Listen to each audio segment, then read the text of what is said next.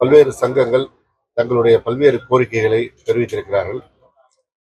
அந்த கோரிக்கைகளை எல்லாம் முதல்வர் அலுவலகத்தில் விவாதித்து, சில கோரிக்கைகள் நீதித்துறையோடு விவாதிக்க வேண்டியது இருக்கிறது. அங்கே விவாதித்து சிலவற்றை முதல்வர் கவனத்திற்கும் கொண்டு சென்று எவற்றை தீர்க்க முடியுமோ, எவற்றை நிறைவேற்ற முடியுமோ அவற்றை நிறைவேறுவதற்கு முடிவெடுக்கப்பட்டு 2ஆம் கட்ட பேச்சுவார்த்தை நடைபெறும்.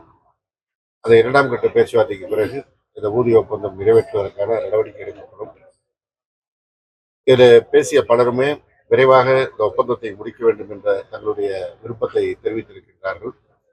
அரசும் விரைவாக இந்த பேச்சுவார்த்தையை முடித்து அவருடைய கோரிக்கைகளில் ஏற்றுக்கொள்ளக்கூடியவற்றை ஏற்றுக்கொண்டு அறிவிப்பதற்கு விரைவாக நடவடிக்கை எடுக்கும். எனவே மாண்புமிகு முதல்வர்களோட கவனத்திற்கு கொண்டு சென்று நிதித்துறையுடைய நிலைக்கு ஏற்ப எந்தெந்த கோரிக்கைகள் முக்கியத்துவம் என்று கவனிக்கப்பட்டு இந்த பேச்சுவார்த்தை விரைவிலே தேதி அறிவிக்கப்பட்டு நிறைவு பெறும்.